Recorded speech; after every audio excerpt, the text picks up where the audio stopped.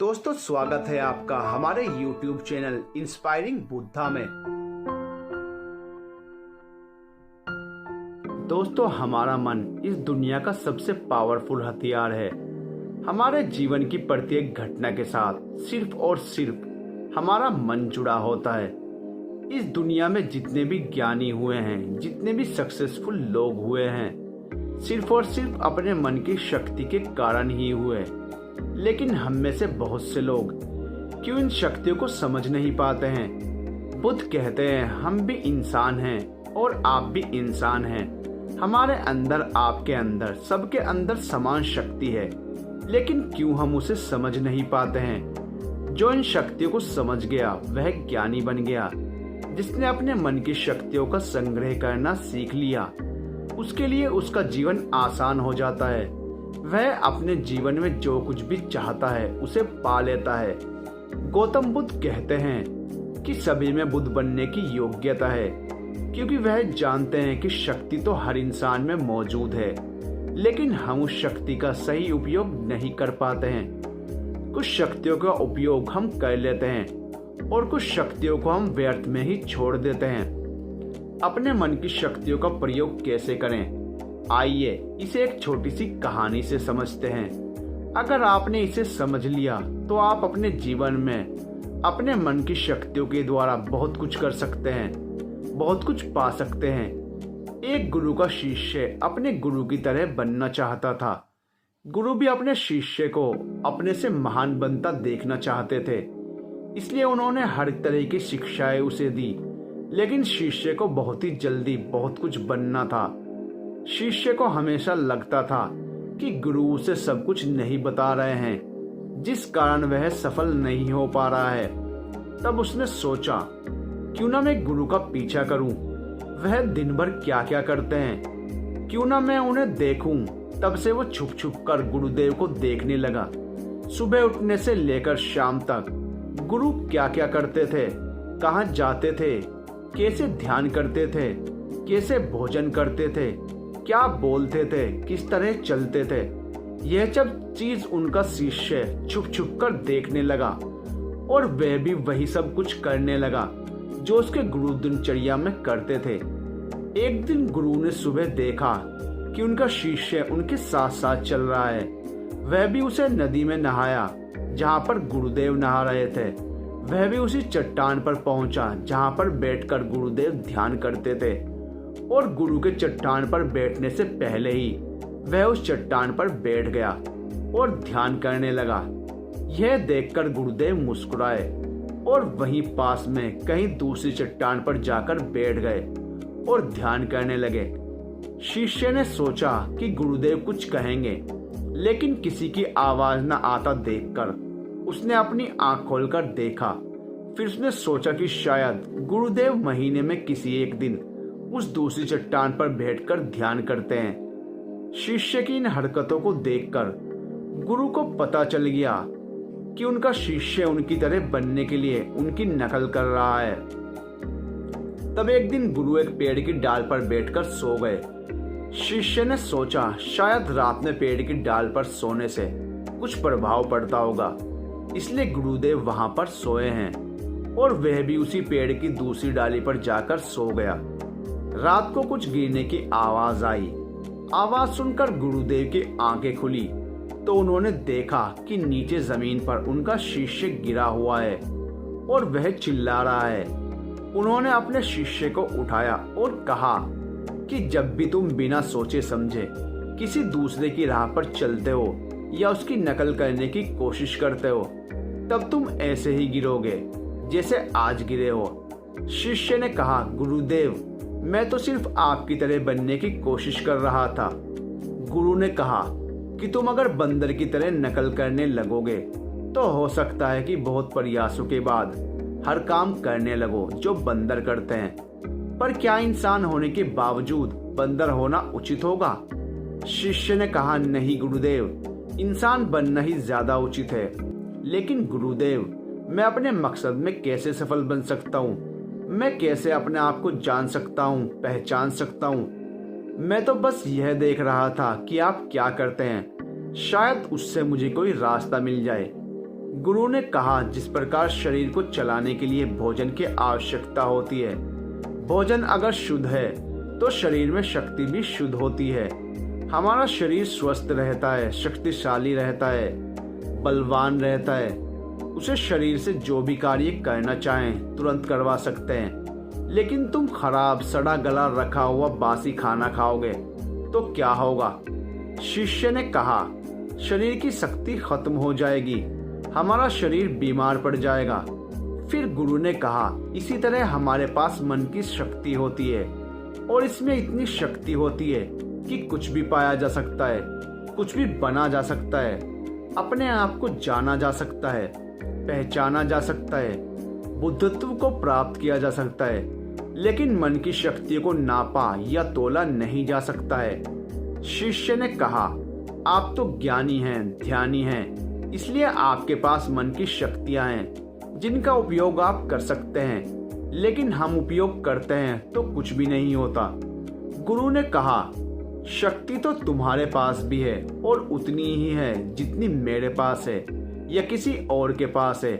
तो गुरुदेव, फिर हम सभी लोग कामयाब क्यों नहीं होते? हमारे जैसे बहुत से लोग हमेशा असफल होते रहते हैं, ऐसा क्यों?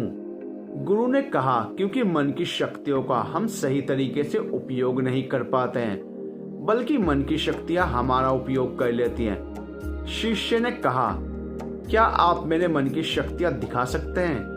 क्योंकि मैं इसे समझ नहीं पा रहा हूँ। गुरुदेव बोले, हाँ, मैं बिल्कुल दिखा सकता हूँ, पर इसके लिए तुम्हें मेरा एक काम करना होगा। क्या तुम कर सकोगे? शिष्य ने कहा, हाँ, अवश्य करूँगा। मुझे क्या करना है? गुरु ने कहा, ज्यादा कुछ नहीं करना है, बस इतना ही करना है। जितने भी विचार तुम्हारे मन में आए, उन विचारों को एक एक लकड़ी के समान समझना है और उन लकड़ियों को उठाकर उस झोपड़ी में रखते जाना है। और ये तुम्हें पूरे 1 महीने के लिए करना होगा। ध्यान रहे, एक विचार के लिए एक लकड़ी का होना आवश्यक है, जैसे कोई भी विचार से कोई लकड़ी छूट न जाए। एक काम और करना, अपने उन विचारों को जो तुम्हें ज्ञान और ज्ञान प्राप्त करने के लिए आए, उन विचारों की लकड़ियों को तुम्हें उन झोपड़ियों के बाहर रखना होगा। शिष्य ने कहा, जो आज्ञा गुरुदेव, आप जैसा कह रहे हैं मैं वैसा ही करूँगा। और शिष्य ने विचारों को देखना और उन विचारों से लकड़ियों को उठाकर झोपड़ी में रखना शुरू कर दिया। धीरे धीरे 1 महीना बीत गया और शिष्य पूरे 1 महीने बीतने के बाद गुरु के पास गया और बोला, गुरुदेव, 1 महीना हो चुका है, जैसा आपने कहा था मैंने बिल्कुल वैसा ही किया है। अब आप मुझे मेरे मन की शक्तियों को दिखाएंगे। गुरु शिष्य के साथ उस झोपड़ी पर पहुंचे। गुरु ने देखा कि पूरी झोपड़ी छोटी छोटी लकड़ियों से भर गई है, यहाँ तक कि कुछ लकड़ियां बाहर भी गिरी हुई हैं। गुरु ने कहा, वह लकड़ियां कहाँ हैं जो तुम्हारे ज्ञान और ध्यान के विचारों की हैं? शिष्य ने बाहर पड़ी कुछ लकड़ियों को लाकर गुरुदेव को दिया और बोला, यह वही लकड़ियां हैं। गुरु ने उसे लकड़ियों को गिनने के लिए कहा। जब शिष्य ने ज्ञान और ज्ञान की लकड़ियों को गिना तो वह 26 लकड़ियां हुई। गुरु ने कहा, बस तुम्हें एक काम और करना है, यह काम बहुत छोटा सा है, क्या तुम कर सकोगे? शिष्य ने कहा, जी गुरुदेव, आप जो कहेंगे मैं जरूर करूँगा, बताइए मुझे क्या करना है? गुरु बोले, यह जो लकड़ियां तुमने इकट्ठी की हैं, इन्हें एक साथ बांधकर उस नदी में फेंक कर आओ। गुरु की यह बात सुनकर शिष्य घबरा गया और बोला, गुरुदेव, यह कैसे हो सकता है? इतनी लकड़ियों का भार मैं कैसे उठा पाऊंगा? गुरु बोले, क्यों नहीं उठा पाओगे? जब इतने विचारों का भार तुम दिमाग में रखकर घूमते हो तो इन लकड़ियों को क्यों नहीं उठा सकते? गुरुदेव, विचारों में तो वजन नहीं होता। गुरु बोले, विचारों में भी वजन होता है। देखो, तुम्हारे बेकार के विचारों के नीचे तुम्हारे मकसद के विचार, ध्यान और ज्ञान के विचार कितने हैं? तुमने अपने मन की सारी शक्तियां इन बेकार के विचारों में लगा दी हैं जो झोपड़ी में भरी पड़ी हैं, और केवल 26 लकड़ियों के साथ ही तुम ध्यान और ज्ञान को पाना चाहते हो। शिष्य ने कहा, आप ठीक कह रहे हैं गुरुदेव, पर अब मैं क्या करूं? गुरु ने कहा, तुम अभी अपने ज्ञान और ज्ञान की ओर बढ़ना चाहते हो, यही तुम्हारा लक्ष्य है और उन बेकार के विचारों को नदी में बहा दो। शिष्य ने कहा, लेकिन गुरुदेव, इतनी सारी लकड़ियों को मैं सर पर नहीं उठा पाऊंगा। गुरु ने मुस्कुराते हुए कहा, तो एक एक करके इसे फेंक दो। 1 महीने में, 2 महीने में, जितना भी समय लगे लगाओ, लेकिन अपने मन से इन सारे बेकार के विचारों को फेंक डालो। याद रहे, एक विचार छूटने पर नदी में सिर्फ एक ही लकड़ी फेंकनी है। शिष्य ने जिन लकड़ियों को 1 महीने में इकट्ठा कर लिया था, उसे फेंकने में 3 साल लग गए। एक विचार छोड़ने पर वह एक लकड़ी को नदी में फेंक देता। अब उसके पास केवल 26 लकड़ियां ही बची थी, जो उसके ध्यान और ज्ञान की थी। उसके पूरे मन की शक्ति ज्ञान और ध्यान पर लगी हुई थी। कोई भी बेकार के विचार उसके मन में नहीं थे। एक दिन ध्यान करते हुए वह उठा और गुरुदेव के पास गया और कहा, गुरुदेव, ऐसा लगता है कि मैं कहीं पर अटक गया हूँ और मैं आगे नहीं बढ़ पा रहा हूँ। गुरु ने कहा, उन 26 लकड़ियों को छोड़ने का समय हो गया है। छोड़ दो उन 26 लकड़ियों को। उन लकड़ियों को छोड़ने में 1 साल लग गया और जब उसने आखिरी लकड़ी को नदी में डाला, तब वह वहीं नदी के किनारे पर बैठ गया और बैठा ही रहा। गुरु अपने शिष्य को ढूंढते हुए नदी के किनारे पहुंचे। गुरु शिष्य को देखकर जान गए कि वह संपूर्ण शक्ति में खेल रहा है। शिष्य ने गुरु की ओर देखा और दोनों ही एक दूसरे की ओर देखते हुए बिना कुछ कहे वापस चले गए। हमें भी अपने जीवन में मन की शक्तियों का उपयोग करना सीखना चाहिए। अगर हमने ऐसा कर लिया तो हम जीवन में वह सभी असंभव काम कर सकते हैं जिन्हें हम करना चाहते हैं। जो कुछ भी हम पाना चाहते हैं, हम उसे पा सकते हैं। हमारी शक्ति हजारों लाखों विचारों के रूप में हमारे मन में बिखरी पड़ी है। इसमें कुछ अच्छे विचार भी हैं, कुछ बुरे विचार भी हैं। बस हमें अपने अच्छे विचारों को पकड़ना है। अगर हम अच्छे विचारों को नहीं पकड़ेंगे तो बुरे विचार तुरंत ही हमारे ऊपर असर डालने शुरू कर देंगे और हम नकारात्मकता की ओर बढ़ते चले जाएंगे। इसलिए भगवान बुद्ध बोलते हैं कि जब भी आपके मन में अच्छे विचार आए, उसे तुरंत पकड़ें। उन विचारों पर तुरंत काम करना प्रारंभ कर दें। मन की शक्तियों का उपयोग करना बहुत ही सरल है। बस आपको वही करना है जो आपको सबसे ज्यादा सही लगे।